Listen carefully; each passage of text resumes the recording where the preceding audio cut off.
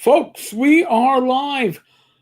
Glen and I would like to welcome you back to Dungeons, Dragons, and Discourse. My other half, every other Friday, has been in the process of moving. Just sounds Moving. too. Yeah, I'll try to find some other way to phrase it that sounded more impressive. But basically, Glen has been in the process of moving and lots of painting, from what I understand. So. Yeah, Becky and I, and Gage gave us a hand, as you can see. So But I'm bummed. Had to throw that in there. But I'm bummed. Yeah, my grandkids have more fun with my art stuff than I do. My granddaughters found this and it's, oh, look, it's Thanos. Well, Thanos without the gems, but you could do it. Yeah.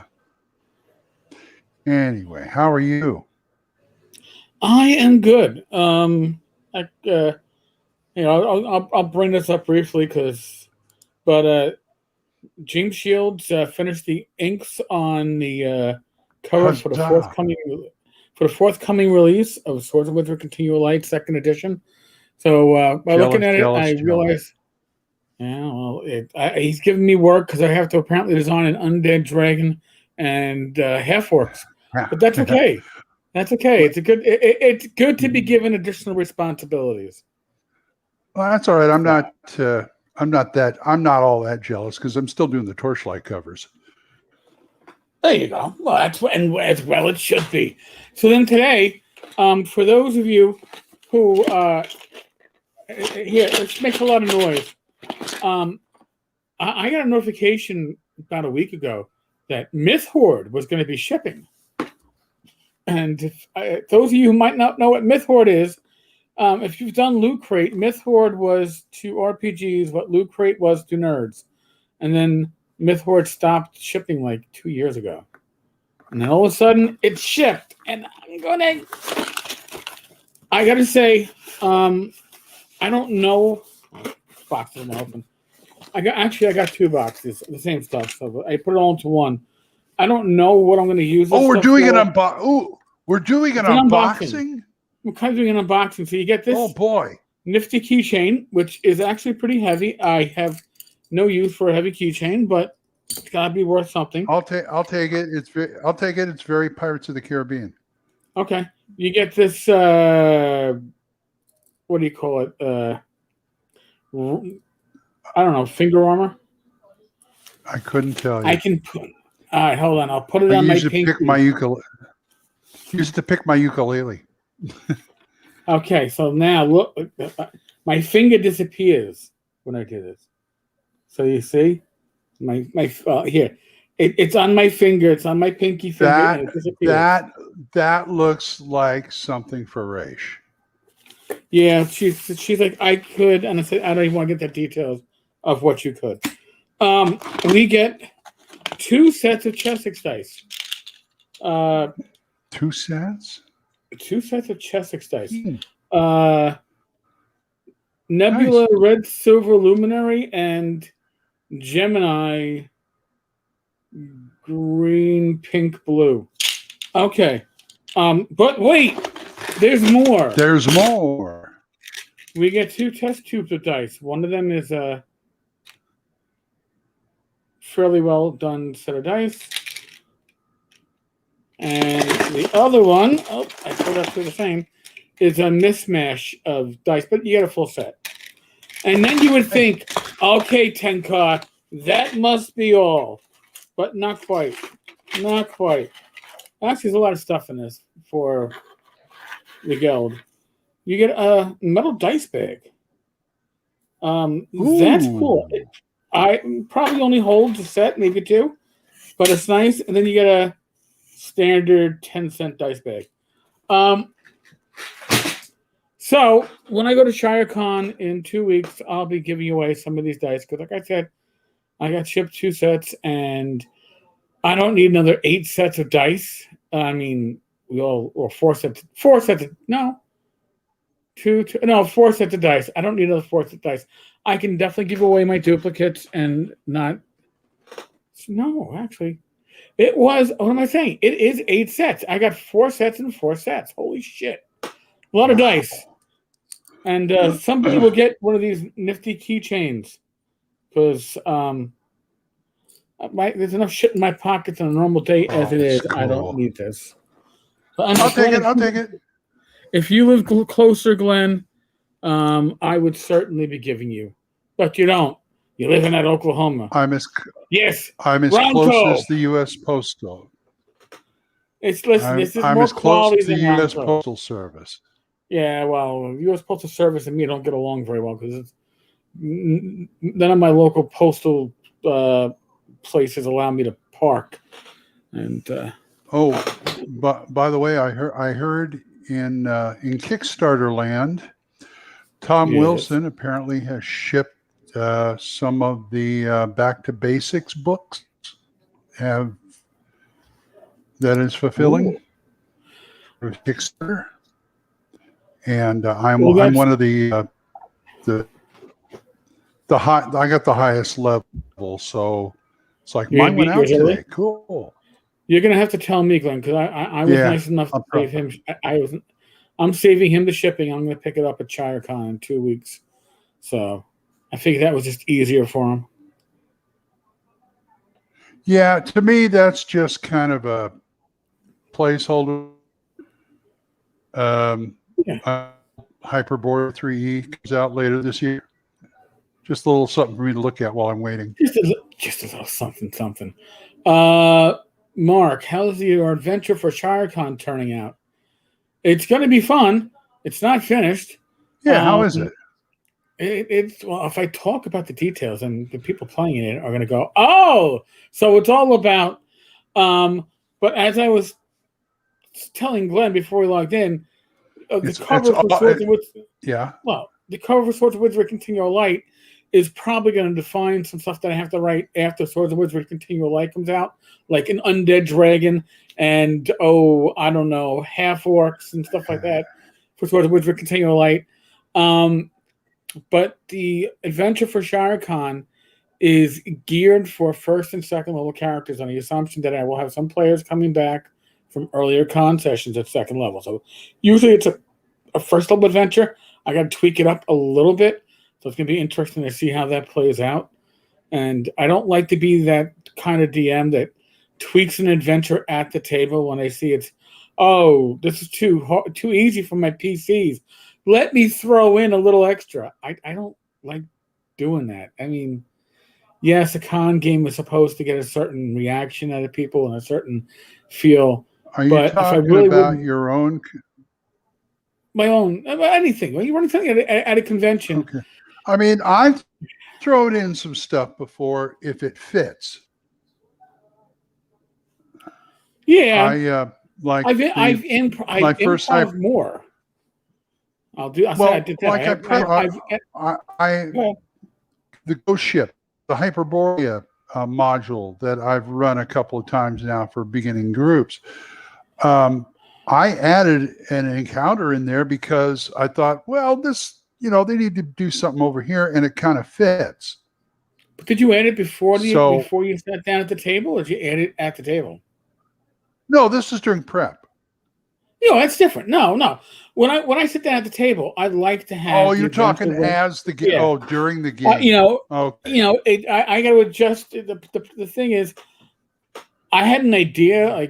Like Joe might wind up not going to the convention. He was going to be one of my second level PCs, but he might not go because of COVID. Yes, the elephant in the room. So if that one second level character in Swords with Continual Light changes the power scale immensely, but I got to prep for both possibilities. I might just write it up 2 different ways and then pull out one version or the other.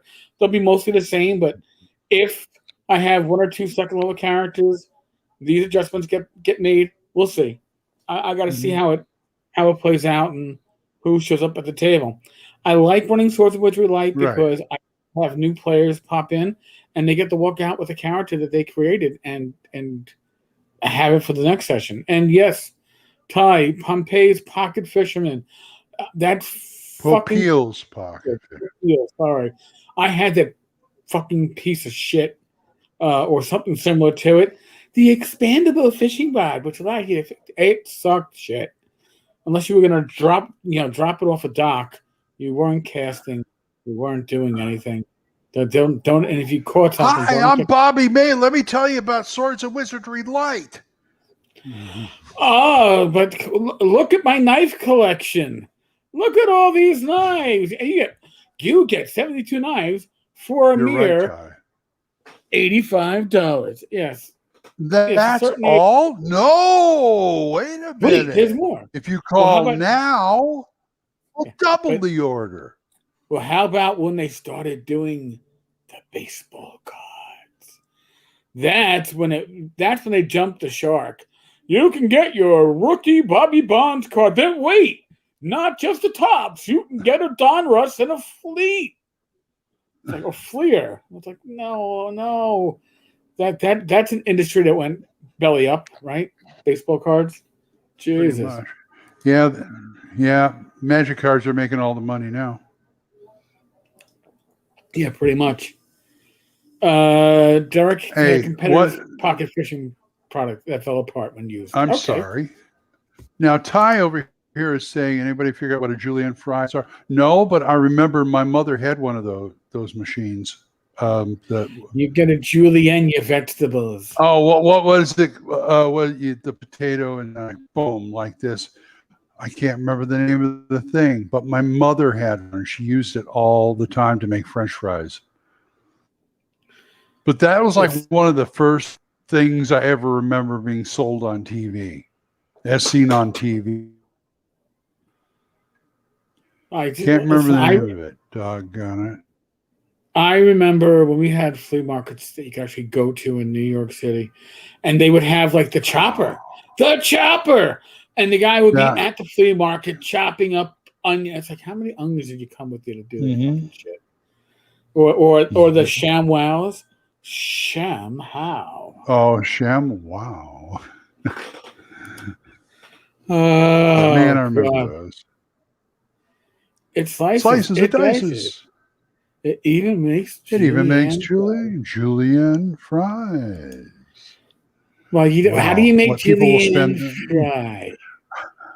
I was going to say what people will spend their money on. But then again, we're gamers. Look what we spend our money on. Yeah, I just, to kick the show off, I was showing what I got in my Myth Hoard. Like I said, this is something like 2 years after. I thought it was dead. I hadn't seen or heard anything, and when I saw the shipping notice, I was like, "It's shipping?" And I'm like, "Son of a!"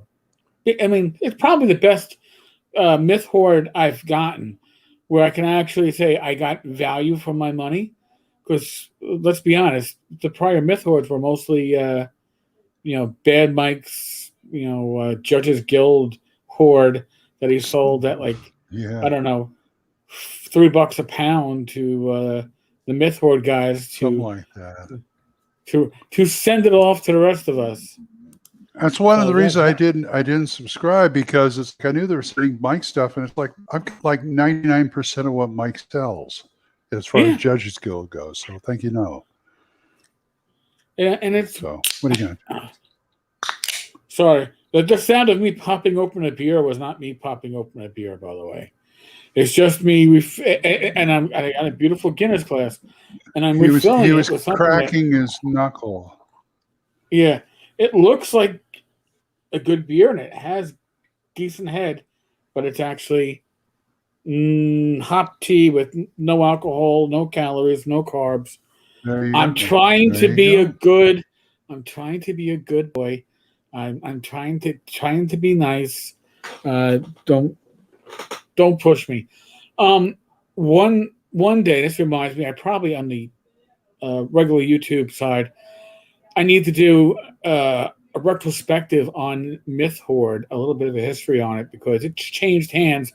Judging from this, I think it's changed hands again, because it's a different name on the return address, and it was interesting to see somebody take the concept of a loot crate and try to bring it to RPGs, and Myth Horde aims Gaming. at OSR gamers.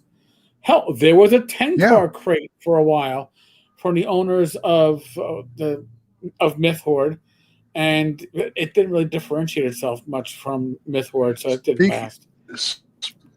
Speaking of changing hands, I'm sure you got this email too, but Yar looks like has changed hands once again. Oh shit! No, I didn't. Or if I did, I didn't notice it. How about that? Yeah. Not saying I didn't get it. Yeah, I just the guy didn't basically read it. said, "I can't take this. I can't do this anymore. This guy's taking over." Is basically what he said. It's like, yeah, have fun. The All last day on Earth, it'll go up. Okay. I you know what? Let me pull this up and shove it into the. I'm gonna shove it into the share screen. Hold on a second. Oh, I gotta move stuff out of the share screen. Oh, it's not a big deal, really. But well, it's interesting because I mean, let's be honest. This was a project that should have been a ground ball. I mean, yeah, and it's proving that ground balls yeah, they're not ground balls. So should have been a slam dunk. So now this was a Kickstarter. Read it out. Okay. Now, first off, I'm going to point out there were only 76 backers. Now, and I'm going to say only because there were a lot more. One. I was, yeah. And it raised a little bit over $2,100. Not a huge amount of money, but it was a reasonable buy-in. So, yes. Now, Bill DeFranza is listed as the creator. Was he the original behind this? Or did he swap into the project? I think he swapped into. I've got a printed out PDF of the original Yar, and I don't think it was. Yeah, Bill was the one who took it over after the other guy had the usual family problems or mental breakdown or something. I don't know. Right. Hello all. I hope this finds you well. For all intents and purposes, I am out of the project completely. But I have been in touch with Pat, and I can report that he's making progress. Okay. Once again, I'll reassure you that he's going to deliver a better book than I could have, and we appreciate your patience so very much. Now, out of curiosity, this project was due 4 years ago, September of 2017. Wow, has it been that long? It's 4 years. I haven't been late. Haven't been keeping track of it. It just popped up on my email. That's why. Yeah. Now, honestly, Yar, this was an update to the prior edition of Yar, which was an entertaining RPG, pirate themed OSR game. Nothing looked like fun, groundbreaking. Yeah, and I mean, I like to support other creators in this industry, this hobby of ours, and those that are part of our. I'm going to use the words. All right, I'll use the word, and it's community. And those that don't like me calling the OSR having a community, this is the response I have to you that don't like that. Just a little personal. Double deuce. So I like to support, creators in the community. So I did. And 4 years later, for something that really shouldn't have taken this long. Yeah. Now at this point, I'm going to be honest with you. This is my humble opinion. I cannot say that I have any inside track or inside baseball as to why this is happening. I am going to make an assumption, talk out of my ass, and give my opinion. And my opinion is this only raised $2,100. And as such, there is no money left to incentivize the creation of this project. That money was spent long ago. After Kickstarter took their share, after the payment processors took their share, after taxes took their share, and the money was probably spent on, car expenses, make the rent, medical bills, whatever.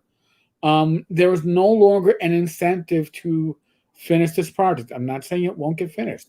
I'm just saying the incentive isn't there. And that is an issue with many Kickstarters that they weren't written. Again, this is the age where people had an idea and it wasn't complete and it wasn't written. And the final instance is that you get this $2,100 raised and nothing to show for it 4 years later. I like Kickstarter. I back way too fucking many Kickstarters. This is the risk you take. You know, Courtney. There's a lot of people. Welcome. Yeah, this is why they have that disclaimer on Kickstarter. Yes. Now you can't even back a project without clicking on a box that says, basically, I understand that a project creator can deliver nothing, and don't complain to Kickstarter if that's the case. Which is why I say you have to vet your projects. See, even if somebody's new to Kickstarter, they might have a good track record producing elsewhere, on drive-through, whatever. But if they've never produced before and their first project is looking to raise 25, 50 grand, blink. Now, here's something about Yard that I'm noticing now, and maybe I should have noticed it before. And this to me is what I always consider a cautious sign.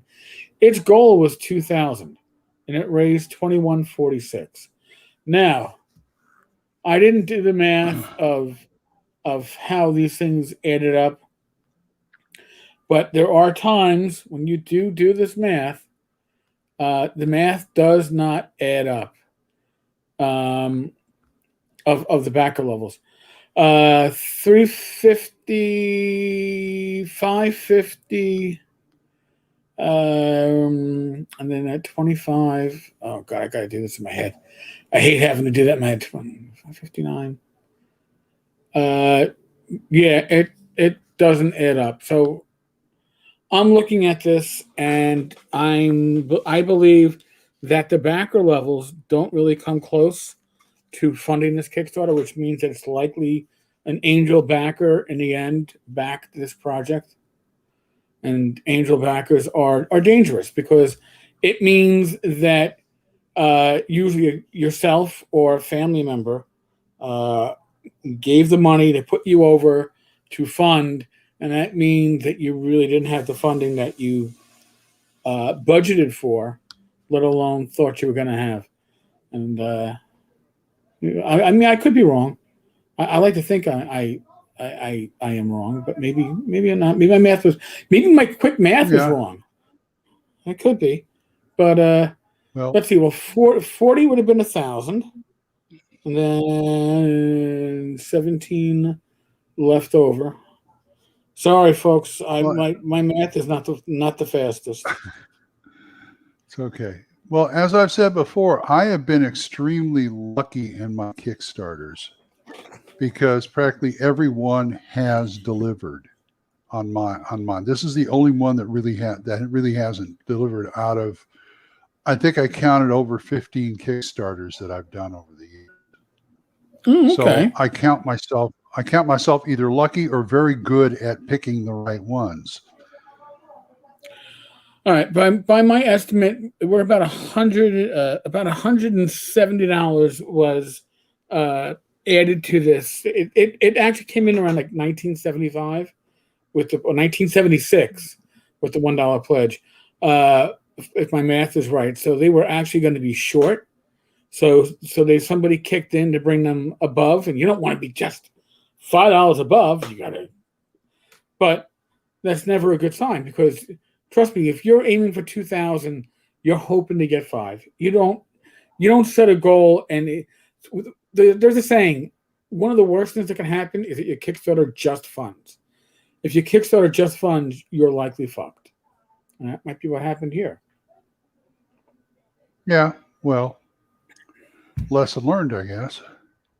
Yeah, I mean, you're not going to know that going into it as a backer because I was probably one of the first 10 backers. I'm sure Glen was probably like me, backed it nice and early, and was yeah. You know, I figured, hey, 20. I got the PDF. I printed it out. It looked nice. If he's doing a better one, it's $25. Right. That's pretty reasonable, I thought. I haven't seen anything about shipping, but well, they're probably not even at that point. At that point, yeah. Well, you know what? I they're probably think not even at that point. I'm gonna make a guess. We'll see a PDF, and you may see printed copies ship, but not until it's been live on drive-through for a while, because they probably got to make them. I mean, even at $25, it's figure the hardcover shipping and the hardcover, $15. You got to do that for 57 backers. Well, over 60 backers.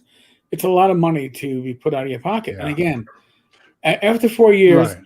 not everybody is going to be Ernie and Benoit where they put their money in a business account and that money sits there and you're not using it for living expenses. You're not mixing funds. There's nothing worse than mixing funds, folks. So I don't have Oh, Scott, we're talking Wild about Guy. Yar. Yeah, this one.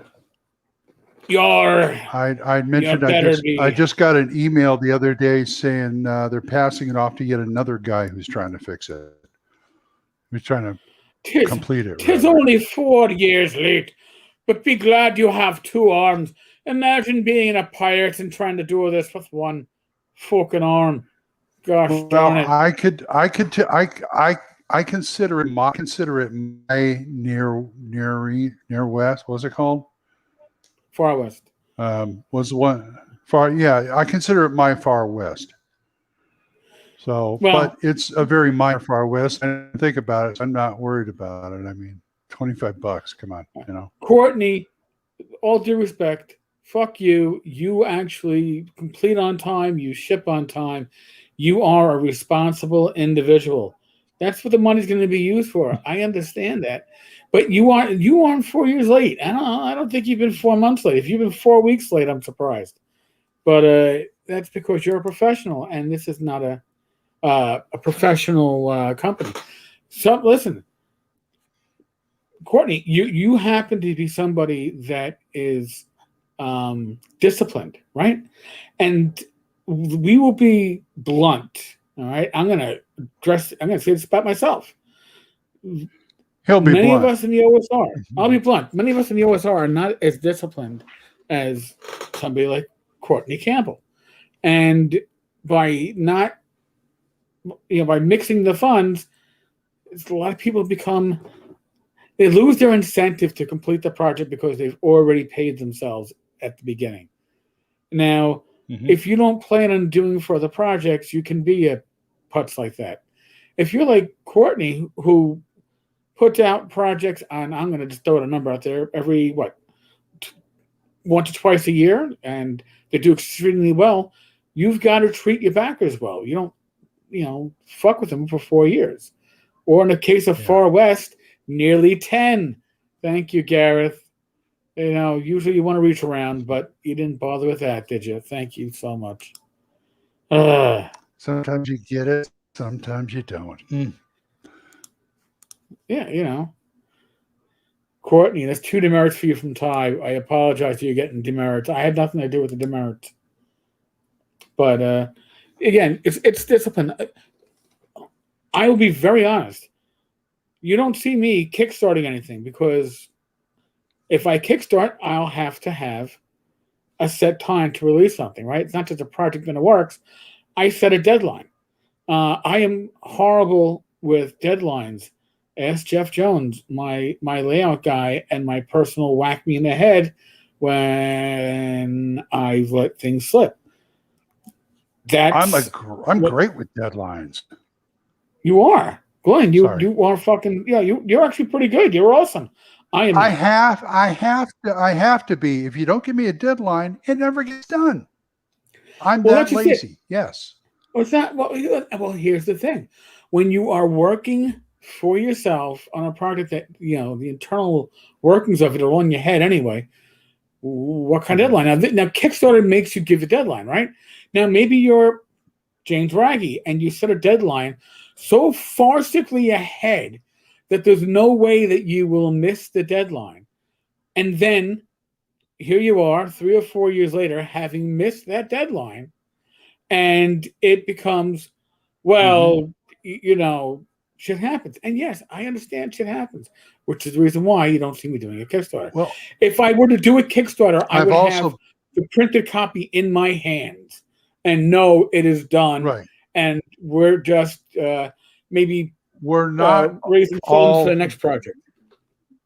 We're not all Jeff Talanian who can go, okay, I got this done. Now let's do the Kickstarter.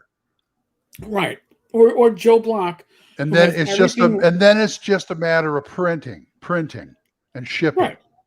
Or somebody like Joe Block, who literally uses the Kickstarter to raise funds to pay for the art. He's already got everything written. Right. He's got the basic layout done. He needs to insert art. And the more money he makes on Kickstarter, the better his shit's going to look. You're genius. Right. But if you're somebody who really believes that you're not going to start working on this stuff until it's funded, I got news for you. You're probably not going to ship on time. No. Well, I'm a little more forgiving on the Kickstarter front, only because of one of the first Kickstarter I did was Deluxe Tunnels and Trolls, and that was how was that 9 months late or something like that? They delivered. All right. It was late. It makes me a little more forgiving. It was late, and it was late. And listen, and God rest the soul of Rick Loomis. All right, but Rick got pissed at me when I went public with the fucking fiasco of their shipping, because I backed for, I guess it was like the 10, whatever it was, like 10 soft covers and 1 hardcover. So I was figuring I was going to give it out to my gaming group and have other copies to give away. And right, whoever did the shipping put this in one, I don't know, dollar store, barely corrugated cardboard box with like a piece of tape on either end. So when I get it, I get a note from the post office basically saying, not our fault. I've got 6 crushed paperback books, 4 missing, and the hunger. And I posted about it. And Rick sent me a very nasty message that I should have privately communicated with him. But you know what? I wasn't the only one that they shipped like that. Okay? So those become issues. Now, that's a money loss on their end because they had to reship and replace. So a lot of times it's best to spend a little extra up front to get things done right in the end. And that's another reason why companies don't like to ship international from the States, because especially if you go into places like Brazil, the loss of product is huge. So that's why when I excuse me, they were late, but I loved the resulting product because in fact, even because when I got the hardback, I wasn't expecting a hardback. I ordered a softback like you did, but it was at a time when Kickstarter I was learning Kickstarter, okay? And I paid them through PayPal, which was a mistake because they don't like PayPal over Kickstarter. And so I kept having to bug Rick Loomis for my stuff. You release the pencils. Can I get my pencil? You release this. Can I get my this? And finally, they sent me a hardback, and I was like, it killed me to actually let them know that the binding was coming off the hardback. I fixed it, but it killed me to do it because I liked it so much, and I believed in those guys. And I didn't want to rock the boat at that point, but I had to say something. And the problem was I said it the wrong way. I put it on Facebook, and I didn't get a hold of like Liz or Rick to say, hey, this happened. Well, I mean, should have done. Now I know better. To be honest, I don't know if you would have gotten a response, or at least a prompt response, if you'd gone directly. And that's not a slam on anybody that was a flying buffalo. It's just a fact that, and the greasy wheel is the one that gets taken care of in the end. Well, this is yeah, but interesting. there's a way to grease the wheel, though, and I did it the wrong way. That's all. All right, you did it the Tenkar way. What saying? can I tell you? Wild Guy Woodard. Speaking of crowdfunding, Pinnacle is currently crowdfunding a new edition of their Superpowers companion, and they're doing it on their own site and doing well. When more publishers go this route, That's maybe here's where I'm going to say. I'm going to take my magic 8-ball, and it's going to say future is cloudy. And why am I saying the future is cloudy? Because they're not the first ones to do this. Back in the way back, this was actually before Kickstarter was even in existence. There were experiments with crowdfunding stuff. Oh God, what's his name? Oh God, Cobalt Press. Couldn't tell you. Cobalt Press, Wolfgang Bauer. He experimented with doing their own kind of crowdfunding types for their projects, and it was interesting. I was involved back in some of that stuff. Couldn't tell you where any of the stuff is now, but it was an interesting way to go about it. Here's the issue, and Kickstarter knows this. If you don't have your own platform to work from, they are a built-in platform. They are not just a way to make sales. They are a way to advertise. They are a way where people will find you. It's like the Google of Kickstarters or of crowdfunding projects. Hasbro went their own way with HeroQuest when they said, fuck this. We're not giving another company, 5% of the funds raised? Fuck that shit. We're keeping that for ourselves. And this way, we make our own contract with the payment processor, because I'm sure Kickstarter is getting a slight kickback from that for an exclusive contract. So yes, Pinnacle has enough of a fan base and enough of a community that you can do that, which is the Coast Kid easily, because again, it's Hasbro. Would other companies do that? I don't know who's big. Paizo, they're big enough, but I don't know. I mean, I don't. Pinnacle's big enough, believe me. Yeah, I mean, who else could? Like in the OSR? Remember, the OSR is all people that are, if they're successful companies, they all are working on the 5e and the OSR end, and I don't know how popular their communities are. When I say popular, how much traffic they get. There are very few websites of companies in the OSR that get the traffic that Tenkar's Tavern gets as a blog. And if you're not getting at least my traffic, you need Kickstarter and their traffic, which is nowhere. I am a gnat compared to a 767, right, in size. Well, as a gnat, compared to a lot of other OSR publishers, my web traffic as a gnat make them a mite. It's that they're not close either. So they need that Kickstarter reach. Pinnacle apparently knows their community. They know their reach. I'm sure they did a lot of research before this, because you don't want to leave money on the table. And they gotta have, and their research has taken into account: are we going to make enough?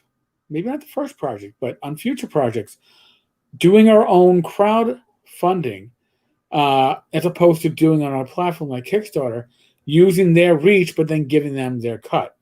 And I'm gonna guess that they must have that reach, and God bless it, good for them. Interesting to see how it goes, but I don't see a lot of companies following that route because they're not going to have that following. You're right. You're right, but it is an interesting possibility. I mean, yes. I thought of into that because I do have the old edition of Superpowers, and I do have the new Savage Worlds, but I rarely ever play Savage Worlds anymore. So maybe I just ought to wait for it to come out on the market. I'm just catching up on the comments here. From Ty, between the time when the oceans drank Atlantis and the rise of the sons of Aras, there was an age of undreamed of, and unto this Kickstarters for RPGs began. You don't say it right. You don't say it. Between the time when the oceans drank Atlantis and the rise of sons of Ares, there was an age undreamed of, and unto this Kickstarters for RPGs began. This is a tale of high adventure. God bless you, Mako. There you go. Glenn got it right. Yes. See, I can do. So listen. Between the time when the oceans drank Atlantis and the rise of the sons of Ares, there was an age undreamed of, and unto this Kickstarters for RPGs they began, and at some point they will end. I can't tell you anything beyond that. Sorry, it's by Jackie Mason, one of my favorite comedians to actually see live. Thank you, thank you. I'll be back again later. Thank you, David. And remember, Pencil Dice did come out, so. Well, no. Let's be a little bit more precise on that. Pencil dice are technically shipping. Now, I've said that. They are shipping to the people who had the smallest orders. By the way, somebody mentioned that Goodman Games probably doesn't get the traffic. My traffic on Alexa is approximately 150K. That's my rank. Lower is better. Goodman is just under 700,000. So no, they don't get the traffic.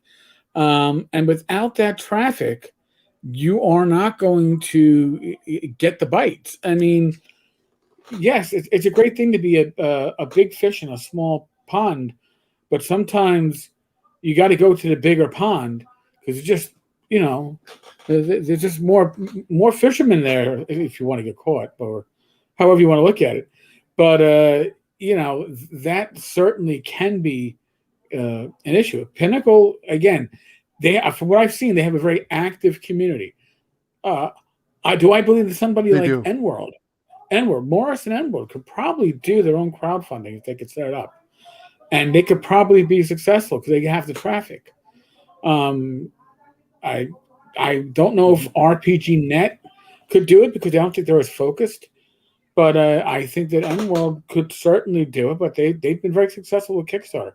Sometimes you don't want to disturb what you know is doing well anyway. So yeah, if it ain't broke, Look at that. Glenn's getting all these compliments. In a world where, yes, the movie guy. In a world where there are pencil dice, one man rises up, and his name is Conman Ken. So listen, put a want smile on your dice? face. But yeah, there you go. And listen, we're just touching on pencil dice because we've touched on it, so we got to go there. Like I said, Ken is shipping out the dice for the smallest orders first. So if you initially were the first order and you ordered, I don't know, a dozen pencil dice, you're not going to be getting them because he's got to crank these out by hand. It's a hand press. If this is the same press he showed 2 or 3 years ago, that's how they're getting made. So but I will say this. To me, one thing is obvious. Ken has allegedly, theoretically, I'm making the assumption, and I am going to talk in my opinion, but I am going to work on the assumption that there is a new grift, a new scam, a new way to relieve honest people from their hard-earned cash that has occurred to Ken, and to do so, he needs to clear at least one of his Kickstarters. He says, I can't be somebody who's a total Kickstarter failure. If I can complete one, people will say, Ken can complete a Kickstarter. And he's figuring, I'm making a guess. Ty, This is the way to don't success. start. Ty, don't start me. Please don't start me. The game is love. I have this image of Ken's where he makes the pencil dice with that machine that he makes pencil dice with, and a bunch of chimps running it. No, it's just Ken's strong That's my right hand. image. Yeah, they say. Oh, I don't want to hear what his strong does. He's just cranking. Ken's going to be like one of those slaves on one of those old Greek ships. He's chained to the oars, right? But instead of chained to the oar, he's cranking out a pencil. One pencil dice. Two It's pencil the crimson. dice. It's the crimson pencil assurance. And then be like, there's got to be a way I can get a movie out of this. I want the movie. Pencil dice. The movie. The movie. One man. One pencil. One In man. prison. Oh my God. Oh God, we talked about. Hey, you want to hear something fun? Yes, please, because I don't want to. I've had enough Ken Whitman to last me a lifetime. Had enough Kickstarter. Well, have you been doing gaming? You asked me if I have. I have. What about you? Anything? Anything related? I have. Yes. Joe the lawyer. Yeah, Joe the lawyer. A week ago Monday, kicked off the Joe the lawyer's fantasy fucking heartbreaker, or whatever we're calling it. It's a Bronze Age OSR game, and I guess you could say that we've assembled the A team of OSR creators, and I am overmatched. But we got Rob Conley, we have Greg Christopher, we have Matt Jackson, we have Tim Shorts, we have myself, we have Joe, and is that it? I want to say that isn't it. I think I'm missing somebody, but I'm not sure. But it is the A team of people that are much more talented and skilled than I am.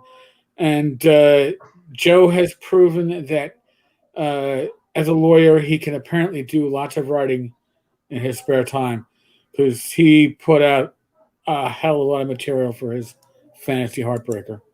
So, Ty, we will not give in. When a lawyer tells you to give in, that's never a good sign. Just trust me as a prosecutor. I'm telling you, take the plea. It'll work out fine. Better call Saul. Hey, did you? So have you had like what, a session 0 or what? We had a session 0. Created our PCs, and then we did a mock combat where we had pretty much a TPK, because because Joe is not an asshole in real life, but as a DM, Joe's an asshole. But he plays. And that was the point. But he plays on the game table. Yeah. So, but the whole point was to push the combat system and see how lethal it was, and it was fucking lethal. And I guess in actual game, he's going to roll it back a little bit and not put us up against shit that's going to kill us right away. But that being said, session 1 was supposed to be this last Monday, but out of our group of 5 players, we had 2 that couldn't make it. So we turned it into a bonding session of catching up and telling stories and all the other fun stuff for a couple of hours. So that was fun. No pencil dice, no peace. Okay. If I heard that chant while working the streets of the South Bronx, I would have appreciated it. It would have been, as opposed to no justice, no police. But no justice, no peace. No pencil dice, no peace. I give my thumbs up. Session 0, you start 30 seconds before the orc attacks you. Well, now you got to create the characters, and just so folks know, Joe as a player is very much the shopper. Okay, if my wife were to design an RPG, Joe would probably be the one to design it for her because she loved the act of shopping, and Joe likes the act of shopping in game, trying to get everything that you need and get the weird stuff and all that. Mhm. I don't. Mhm. Give me a fucking backpack full of shit. Give me a price. I'm happy. Let's get on with it. So Joe designed this Sometimes a to lot be a shopper's dream. in our Monday game. Sometimes the shopping sessions, we get the best role playing out of it. Oh no, I'm not. I'm not saying that's not true. I'm just saying that I just, as a gamer, I don't much enjoy the process. Listen, I like getting my character Okay. together. I don't like. Oh, jeez, I gotta buy iron spikes. I gotta buy iron rations. Now I gotta buy a tent pole. Oh, do I gotta buy water skins? Oh, you know what? Holy shit!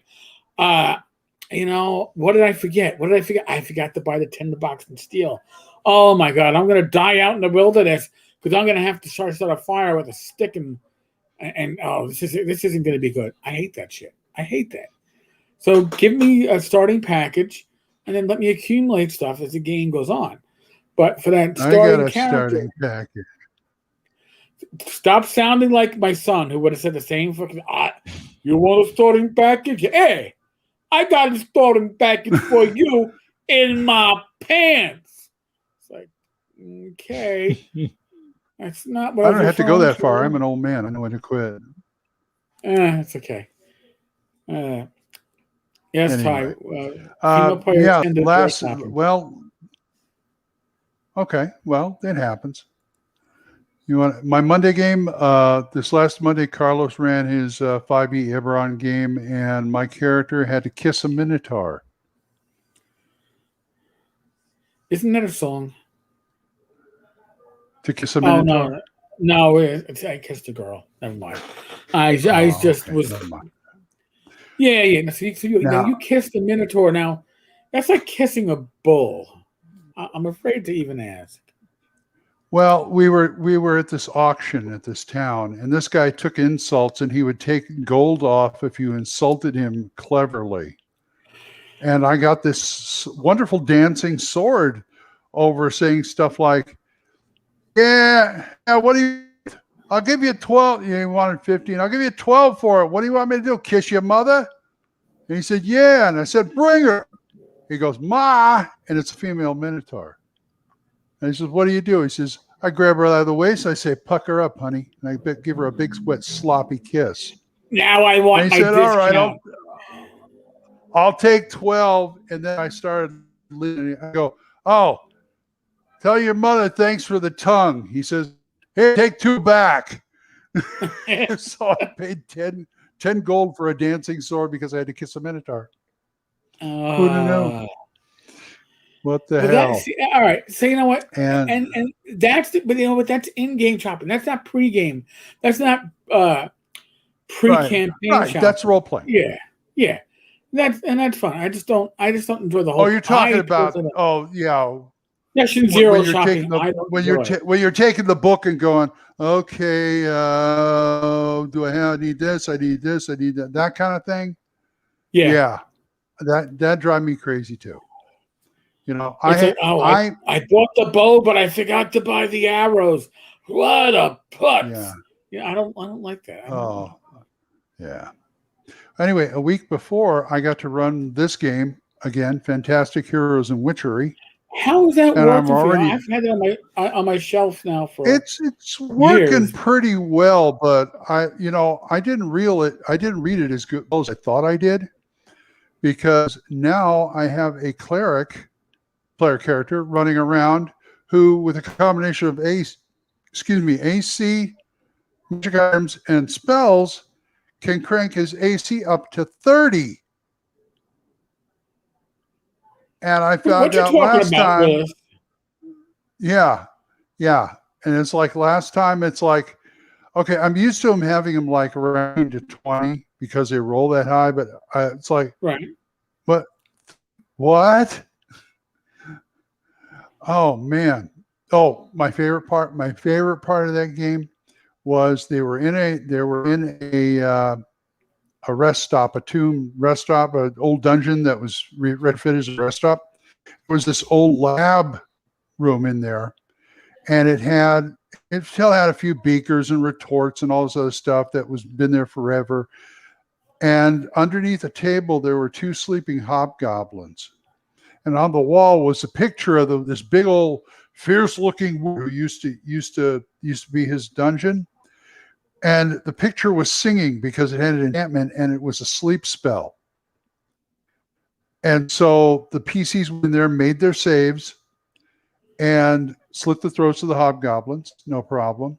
But then they got into another room where the big bad, this ogre with a charm necklace on, and he had 2 sub-ogres with him, and this ogre mage came into the other room to be protected by him. And I'm going, oh boy, this is going to be a great fight. And in the middle of the fight, one of the fighters decides to go back in, make his save for sleep, grab the picture on the wall, and use it as a shield. The 2 sub-ogres, boom, dropped because they didn't make their save. You never know, like, man. well, there goes half my troops. Okay. Yeah, it was chaotic to say the least. But it was an interesting story. I just come up with something simple where they had to retrieve that necklace. This guild, this house, and they found out later the reason the house wanted it back so bad is because that necklace they use for negotiation contracts and other things, it has a sleep spell on it. And this ogre got a hold of it. And all of a sudden, he thinks he's going to take over the ogre. He's going to be King Ogre because everybody agrees with him, except for the ogre Magi, who is basically his Starscream. His Starscream, because he knows what that necklace does, but he can't get away from the big loot yet. So he basically just yeah, go conquer. Then I can stab you in the back and take it and become the big, that kind of thing. But he never made it that far. So, but it was a fun story. Right. Listen, I prefer it when my players get lucky and fuck with my plans over the when my players get really unlucky and everything goes to shit and I'm like, wow, I don't look forward to TPKs or the appearance that's going to be like that. And because let's be honest, do PCs like to run? No. Do they like to run if one of their comrades is down? No. We can't run. Bigger Butts is lying out there down at -1 hit point. If we run, he's dead.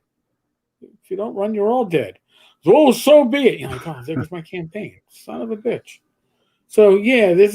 Start roll up new characters. We're gonna be playing level 1 for a long Here's time. Here's something interesting. I have never had a TPK. Okay. But really? I have been a part of one TPK and I've seen TPKs.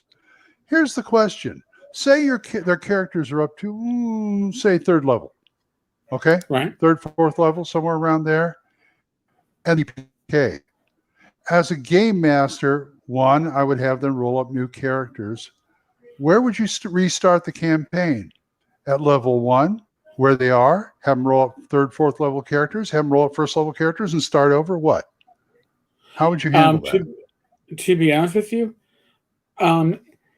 if, say we had a half the party taken out or 2/3 of the party, I would probably say, all right, well, we still have a core left of the party. We have 2 5th level characters left. The rest of you guys roll up 4th level characters and we'll run from there. All right. But the TPK, I would go, wow, there's nobody left? Nobody left standing? All right. Well, that campaign ended and let's go on and we'll play something new. And I'll be honest with you, I mean, I had that happen when I was running a couple of years ago, Lost City of Baracus. And we ended the session on a cliffhanger because the party found the dragon and they were fighting for its hoard and it wasn't going well. And the next session, I think I had two of my players who weren't in that first session returned. So I had I went from like four players to 6. With that full group in session, 2 characters survived, 4 died, dead, and they didn't kill the dragon. They caused the dragon to flee. The surviving characters Oh, wow. took the loot they could take, and then my group told me, I think this is a good place to end the campaign. Good night, because David. we're never going to top this. Good night, Dave. We're never going to top this. Never. I was like, well, you know what? You're probably right. It was epic. It was epic. The fight was epic. The results were epic. Okay. But sometimes a campaign finds its own ending. I asked because, if you have a TPK and they all roll up new characters, they have to go to the same stories and modules that? No, I wouldn't do that. I would start. But then I'd have to come up with something new. That's okay. I find that my problem as a DM is that I got too many ideas and not enough ways to use them. So if I'm forced to reboot, it's like, okay, let's have a good time. We will do now something new and just go on from there. Okay. All right. Just kind of curious. Yeah. No, that's right. the way I would do. I'm being which I tell I'm mad. Yeah, I know. It's easy. But but I thought what? No, I'm just agreeing with you. No. I mean, listen, if you asked how I would do things in the old days, in the 80s or 90s, when it was high school and college years and my teens and 20s, I probably would have, been like, well, all right, you died because the dice were really unlucky. We're gonna do a Dallas and just pretend this never happened, and we'll reboot before this last adventure even. We won't even play this last adventure. It never happened, and that's probably how I would have handled it back then. I handle it different now, and when people say, I've heard this argument, by the way, that people aren't playing old school gaming the right way. Listen, I don't play it the way I played it back in the 90s. I don't. I've changed the person. We didn't do hex crawls and sandboxes in any of the groups that I was in. We didn't know what that shit was. We played adventures from Dragon Magazine. Yeah. We just pulled out an adventure and played. There weren't these overarching campaigns unless suddenly I got the idea that was what we're gonna do. We didn't have that. It was just session by session, right? What's the new adventure? What are we gonna play this time? Well, I got a new issue of Dungeon Magazine, and I think this adventure is going to be fun. That's by the way, that adventure you told me about. You just told me about. Hey, Mike, about only 2 people survived and all that. What system were you using? Swords and Wizardry. Okay, Swords and Wizardry. Complete. Yeah. Okay. Swords and Wizardry complete. The good old Errol Otis cover book. And it was great, man. They were right. My players were right. That's one of those level events where, you know what? Nothing else in this campaign is going to get that kind of a buy-in. And that's the natural place to say, all right, tap out, move on. We're not gonna hit that again. So I think that's important to notice. I've only had to reboot once or retcon. That was when we first ran Tunnels and Trolls, where they got killed by 2 trolls. Or was it 4 trolls? Somewhere between 2 and 4 trolls, and it was a TPK. Because I thought about it, it's like, okay, guys, we're still learning the system.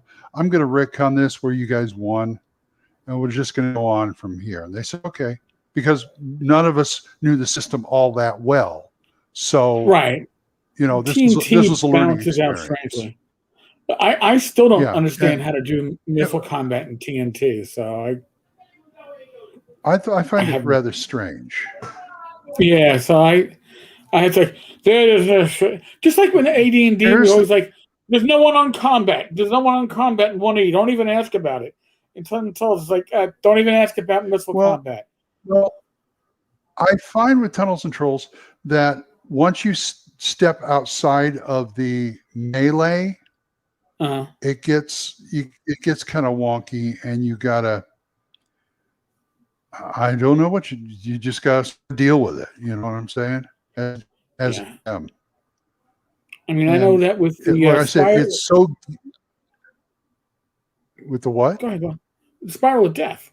No, I would say with the Spiral of Death, I was like, oh man, this combat is going to take forever, but the outcome is known now because the monsters are losing. So we'll just say you killed them because the Spiral of Death means that they will die at some point anyway.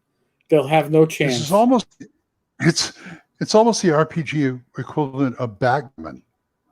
If you've ever played backgammon, if you come out strong in the first few moves, you know how the game's going to go. It's going to go in your favor, and you're going to win because you can get in the first few moves. Whoever gets behind stays behind. Yeah, pretty much. And it's basically the same thing with TNT.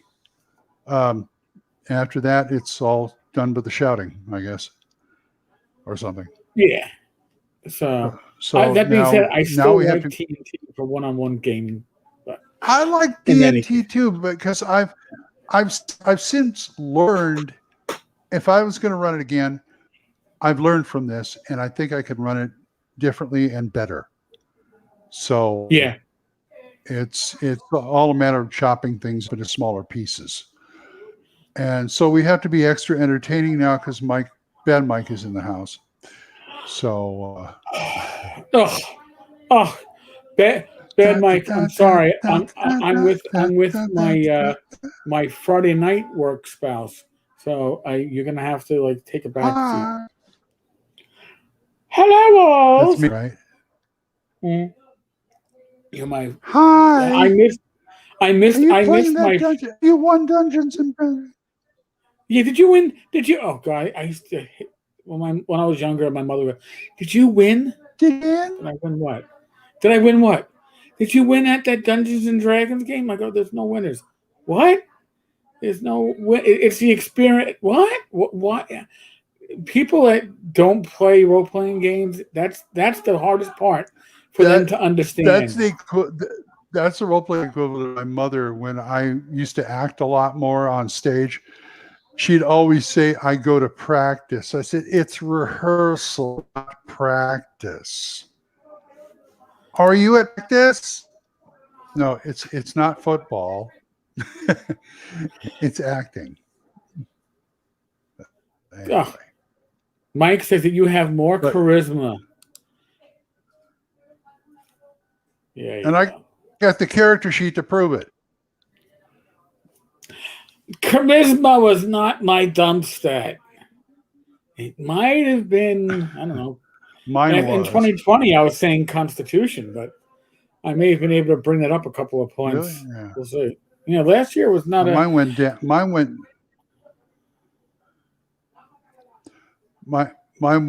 went down, but my charisma went up, and something else went up. Well, go up, but there's that.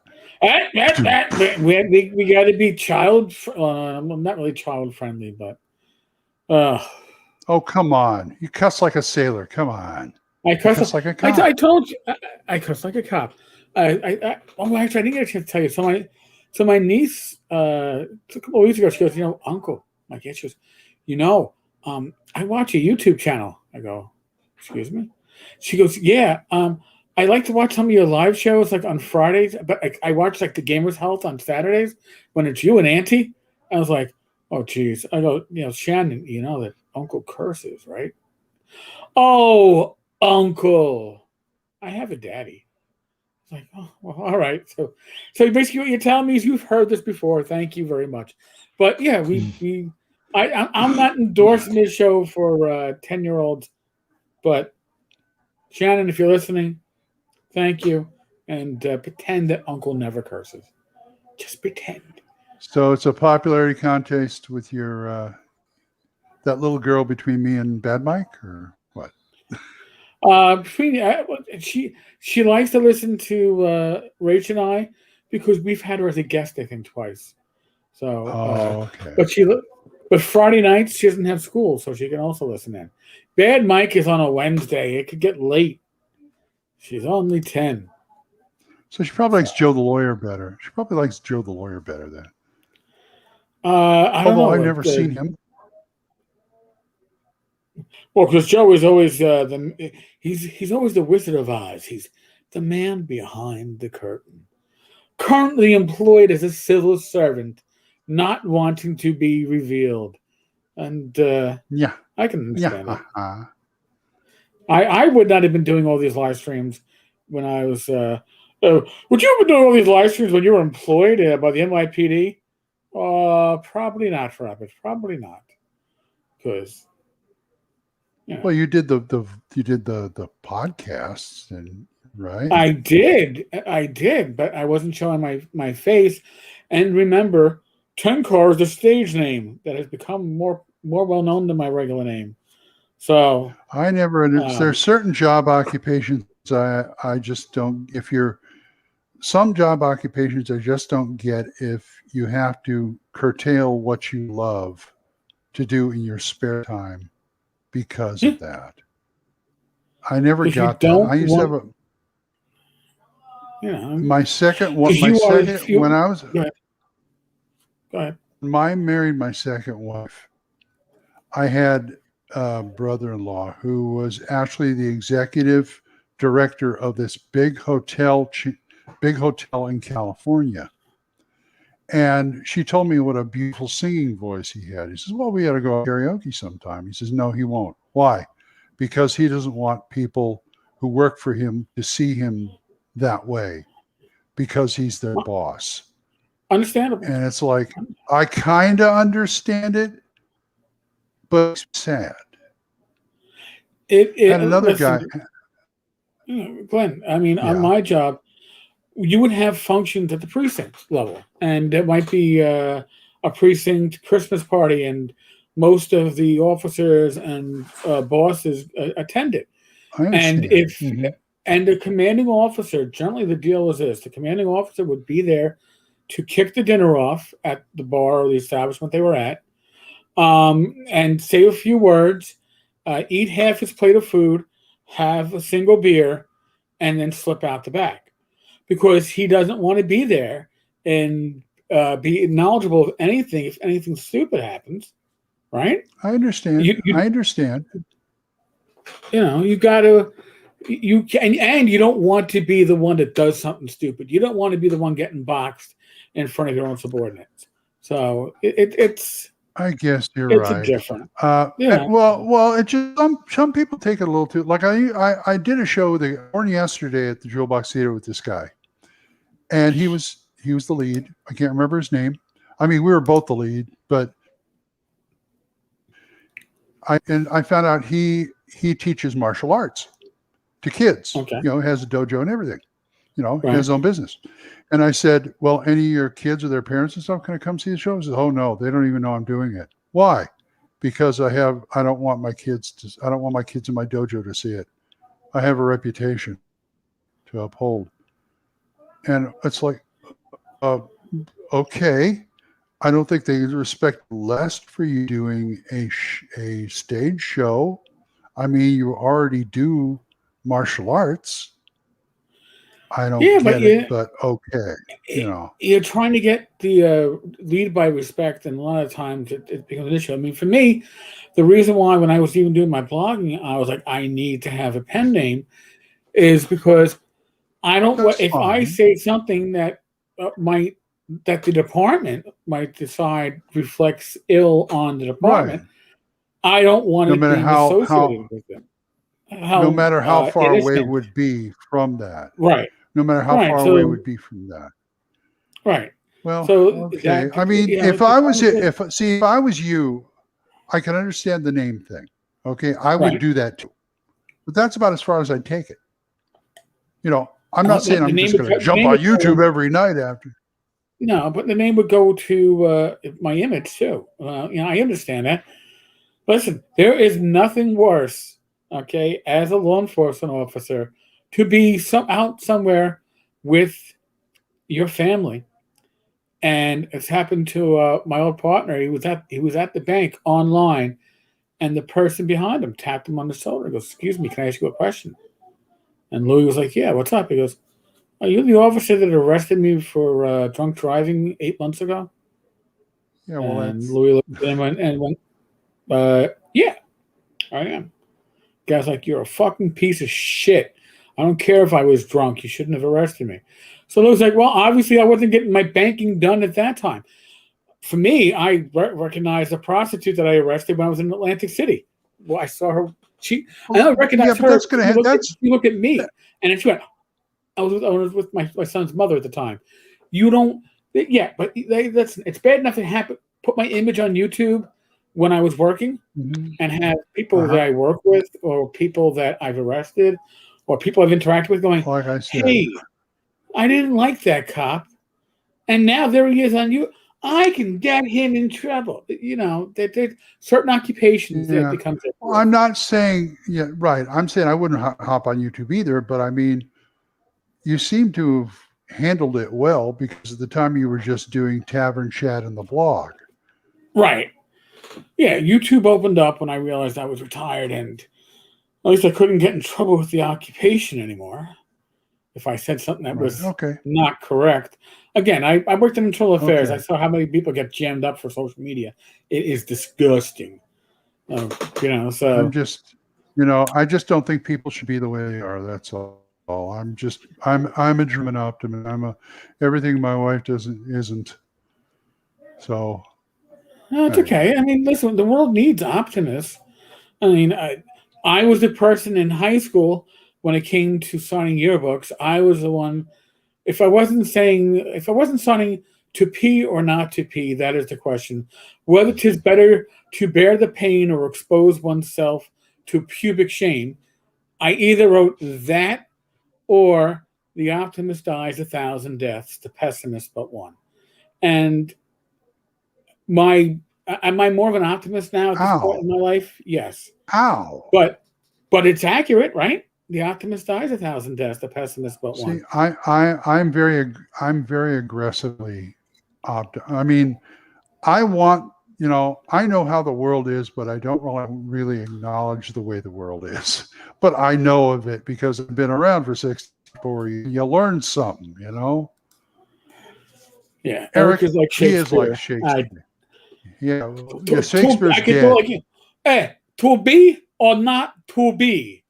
I don't get it, but I could do it, All right, you can get me another beer.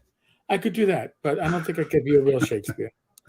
I don't think I could do it. But poetry, because you can see through it. But bum. Hey, you got me there, so you got me there. But again, when you're a pessimist and you expect the worst, the world can surprise you. And at least when you get surprised, it's pleasant. When you're an optimist and you expect the best, the world will surprise you. Sadly, the surprises are never the good ones. So there are different ways to look at it. I am more optimistic as a retiree. I try to be optimistic and not naive. Let me put it that way. Okay, that's anyway. We're getting into a whole psychological. We're getting philosophical.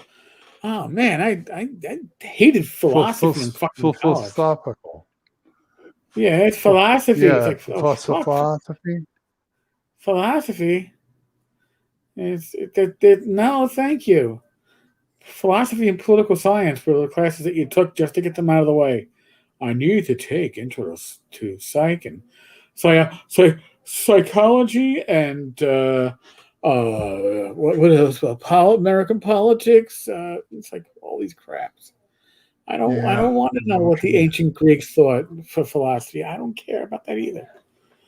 But it all comes up in gaming, right? I mean, even these philosophies. If you want to play a character, really, when you think about your PCs, if you need to define them, you need a quick definition. Is my character a pessimist or an optimist? Once you've defined that, everything else can fall into play as to how you're going to role play that character. It really does. That's almost better than alignments. Yeah. Yes, Richard. You know, if you close your eyes, the world does look better, but that also That's applies right. to beer goggles, right? I mean, if you're intox, everybody looks good. Hey, I got a show coming up. So is it Sunday episode of Radio Grognard that made me reflect on something I used to watch.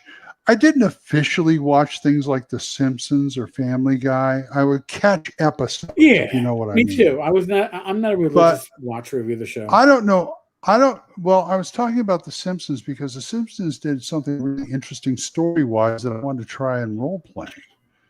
What? Because Really? I don't know if they still do this, but you know how Family Guy's pretty much the standard. Here's the main plot. Here's the supplemental plot, the A plot and the B plot. But The Simpsons would do something like they'd start on one thing and then turn it like 180 degrees and go a different direction that you weren't expecting. And all of a sudden it was about that. And then it would do it again. And it would end up at the end of the show. It may or may not end up like the beginning of the show. But it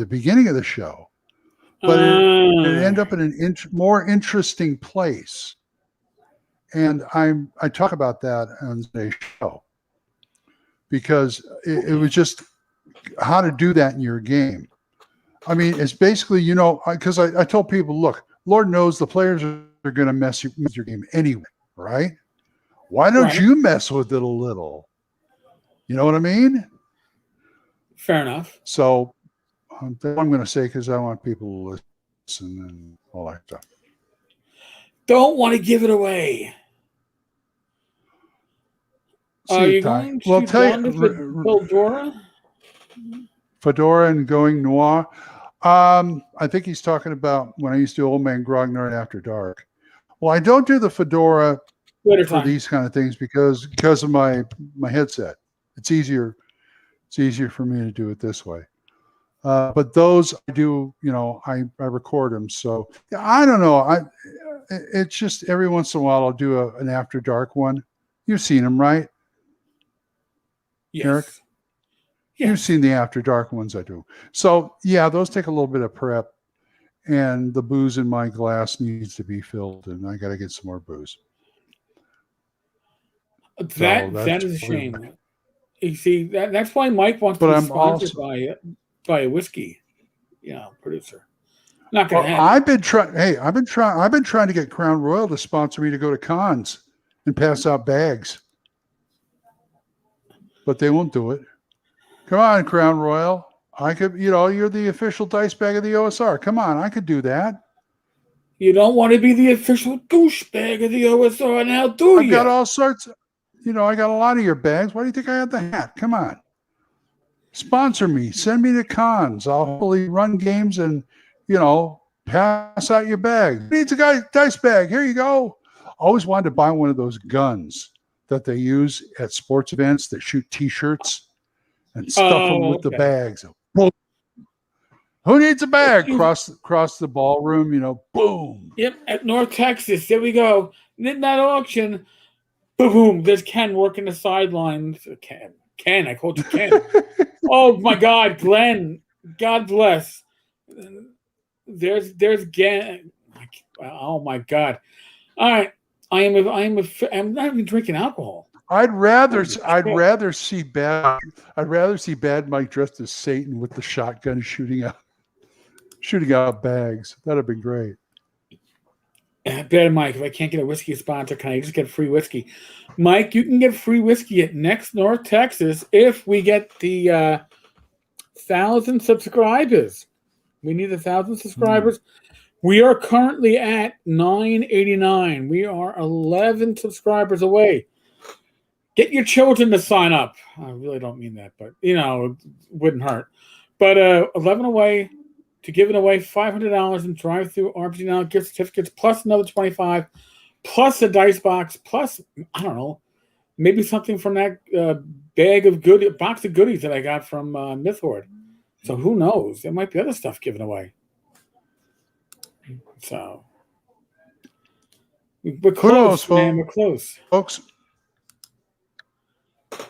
Mike's telling me I got to refresh. We were at 9. What's subscribe to what? This or Subscribe to.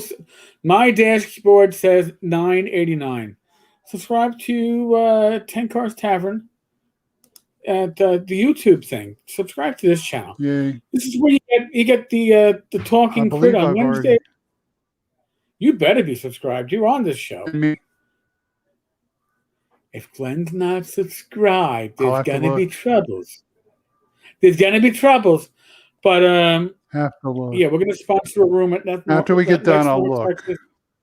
We're gonna stock it with the boozies. We got all this stuff planned for at least 1,000, and I we will be. have an idea. I will be there to run, and I will be there to run stuff if I can get my badges. Mike has offered to give away his That's- virginity. Here's the thing: you got to give away things of value, Mike. And if you don't have any bidding for it, I almost said something. I'm glad I didn't. that's okay. I probably said a bad enough about stuff for both of us, Glenn. Look at that! I'm being Yeah, I the know, bad spouse. but that's you. But that's I dropped my phone. That's you. I know. We all know what you're about. Well, I'm only saying Hey. it doesn't have value, Mike, because I know it doesn't exist. You can't give away what doesn't exist, right? That's I true. couldn't give away my virginity at this That's point true. either. Okay. You are a married man. If your virginity was still in existence, I'd have huge sympathies for your wife beyond what she already has. So, And he has kids and grandkids too. So he put a light Yes. at the window for the three. He must have put a light in the window for 3 wise men. 3 wise men. I think he needs more wise men to come. At least somebody else. You know what? These Bad kids aren't choice of mine. word. Somebody else pay for them. I know. I know. Hey, they all God, play no. role-playing games. What do you want? There you go. The double entendres, especially the ones that are not intended, are often the worst. What can I tell you? David Betzak, I won't good. type that. Thank you for not typing Oh, it. good. We do appreciate. Oh, good. We do appreciate it. By the way, I'm enjoying my Yes, we halo do. effect. It's like if I move my Yeah. head, I get the motion effect. So it's I like I'm gave being up on drawn those. with Japanese animation. It's like, look, I his wanted head has to get a background like that so bad, and then I watch yours and go, that's all right. I'd have to put an actual green screen behind me to make it look really sharp, but that would actually require me to put a green screen behind me and look really sharp. I know. So instead, that's we do another public reason access. why I don't. Yeah, we do our public the Tenkar's Tavern version of public access TV. You come here for the That's gaming talk. You leave annoyed with bad accents from a New Yorker. So, and that's just my normal talk and not the accents I put on. So You're kidding. You're kidding me. You're kidding me. Remember this, folks? Somebody tempted Glenn to break out the hat. You're a bad influence, people. A bad influence. This is an old hat, and it looks it. But I love it. I love this hat. That's my Indiana Jones hat I got at Disneyland. Really? It still holds up. Yeah. $25 at Disneyland. Not too shabby. They're good for something. No, Oh, yeah. not too shabby at all. Anyway, I think I'm talked out. Well, What do you? I might What be about talking. Well, I'm waiting for the party Anything- in the anything you wanna- backyard behind me to kick off fully. Anything you want Anything I want to Anything you want to gripe gripe about? about? No, we already talked about pencil dice. I think that we covered and we talked about Far West. I don't think we can gripe any better than that. So I think we did a pretty Okay. good job. Well, just thought I thought there was something recent. Oh, there's other minor stuff, but no, nothing. Listen, if you're running a convention and 40 or 5 sponsors are you under different names, yeah, might want to rethink your sponsorship. Was that OSRCon or what was it? TSRCon. TSRCon, because OSR Games the Lizard Man Icon, Dungeon Hobby Shop, and TSR the Game Wizard are all Justin Lanasa. So if 4 out of 5 of your sponsors are you don't have that many sponsors, do you? Sorry, it's just pointing that shit out. Hotel reservation trauma for Gary Con, that's every year. Derek, I am sorry. I can't sympathize for people. Yes, rooms sold out in less than 10 minutes. Some people saying less than 5 minutes. That is nothing new. It's not going to change until they go to a new venue. And before we argue that one out, I will say the following. I know it's a historical venue. I know it's in Lake Geneva. I know the next option would be Milwaukee. As somebody who has to rent a car or get an Uber for the 90 miles from GaryCon to Milwaukee, I would vote to go to Milwaukee and let people get hotel rooms. But my vote don't count for shit. So I won't be going back to GaryCon as long as it's in Lake Geneva. This is why I don't go to a lot of cons, folks.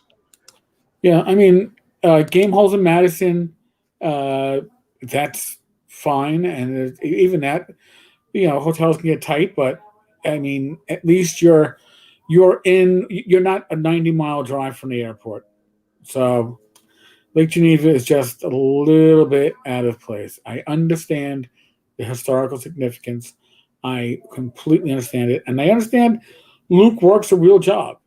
If Luke were retired from his real job, he could find a way to move the con to Milwaukee, and you'd watch it grow to 20,000 people probably within 2 or 3 years. I don't think that's what he wants now. It might be what he wants in the future. I don't know. We'll see. I don't want Gen Con crowds. No, neither do I. Again, game hall's about as big as I want to go. ShireCon's going to be 100 people in 2 weeks. I'm looking forward to that. North Texas is my sweet spot, and it's where I get to I get to bump bellies with Mike and give that man a big hug and give Glen a hug, and such. So, yeah. But no more whiskey tasting. Oh no, we're doing a whiskey tasting next year. Oh, sorry. Boy. Yeah. Well, I might. Wait, no, that's just. Oh no, we're definitely doing it. If Mark Hunt comes again, I'll let him do it I'll let him do it in my place. All right. Jason, either one. Jason wants to rent a suite next year. He's trying to get Mark and me in on it. He wants to rent a suite next year at North Texas. Oh, who gets the sofa? Who gets the fold-out sofa, and who gets the double bed? That's true. That's true. I'm I didn't afraid know they to had even suites in that. I didn't even know they had suites in that hotel. I think that's what Rachel. But he wants to grab as many. But it's like he wants to grab as many guys from his group to go. Okay. And it's like, Gage and I will be down in this room over here. Yeah, he was so impressed with North Texas last year. It was like he was like what Raish was the first time. Yeah, he was already planning the next year. Yeah, and that was Rachel on Friday. We got there Wednesday afternoon. On Friday, she's already like, next year we're doing X, Y, and Z. It's like, holy shit, beautiful thing, beautiful thing. So, folks, we're gonna just touch on this real quick. We're still in the midst of the world of COVID. Common sense. That's all I'm gonna say. I'm not giving advice. Use your fucking common sense to keep yourself, your loved ones, your family, your friends healthy and safe. Glenn, you have. Next episode of Old Man Grognard is when? Radio Grognard? Oh, Radio Daily. Radio Grognard on Anchor. Oh, you're talking Sunday. I thought you had something coming up on Sunday that was tomorrow Sunday. All right. No, that's the Sunday. I was talking about the Sunday episode. I go about 2 days in advance. I record about 2 days in advance. Jesus, I've got tomorrow set up. Around here, it's like midnight, I post the show, I go to bed. At 12 show, go to bed. I think of what I'm going to do with a YouTube episode. right before I sit down to do the YouTube episode. So I like to be a little. Sometimes I like a few days off, so I record like maybe 1 to 2 more, just so I can take. Don't give me smart ideas. I might have to do that. North Tex will have plenty of rooms. All right. Well, I'm sure they will, Mike. I'm sure they would. Well, but like I said, Jason is thinking big, if you know what I mean. I'd like to see Mark come back. Yeah. I'd like to see Mark Hunt come back next year. Yeah. With more Gangbusters and Tall Tales books. Beautiful time. He was Maybe some stuff at the Black Blade booth. Well, he better print about 2 to 3 times as much. I mean, Mike could probably sell his stuff. But he said he took like 15 books and they were all gone by the time he landed. By the time like Thursday evening, they were gone. Okay. That's a good thing, man. Can't complain about that. That's true. But who knows? Maybe next year he'll have the expert book out for Gangbusters. Anyway, folks, thanks for coming on. Folks, thank you. As always, be safe, be well. God bless. Take your shoes off. Roll those dice. Yeah, take your shoes off. Stay a while. Roll those dice and catch Glen. You got a show coming up tonight, Glen, or tomorrow? Yeah, every day. With Radio Grognard on Anchor. Radio Grognard at Anchor. Tomorrow night, Rich and I, 8 p.m. live for Gamers Health. And in 2 weeks, I guess I'll have to do Tenkos Hammer's time. Tenkos Hammer's done? Are we just slip this in at the end of the cast? Huh? What? Tenkos Hammer is done, as in there's an episode up? No. I said Tenkos Hammer sometime. I hear I'm like 5 episodes behind in editing them, so we've got it out there. And Brian has finished the next one, but I don't know when it comes out. I don't know when they I thought Glen was doing we're doing an RFI and we're telling you right now it's over, it's gone. No, I thought you were doing that. No. We had too much fun doing it. Anyway. All right. Good enough. Good night, folks. Good night, folks. Mananas, 8 p.m. Saturday for Rich and I. Later.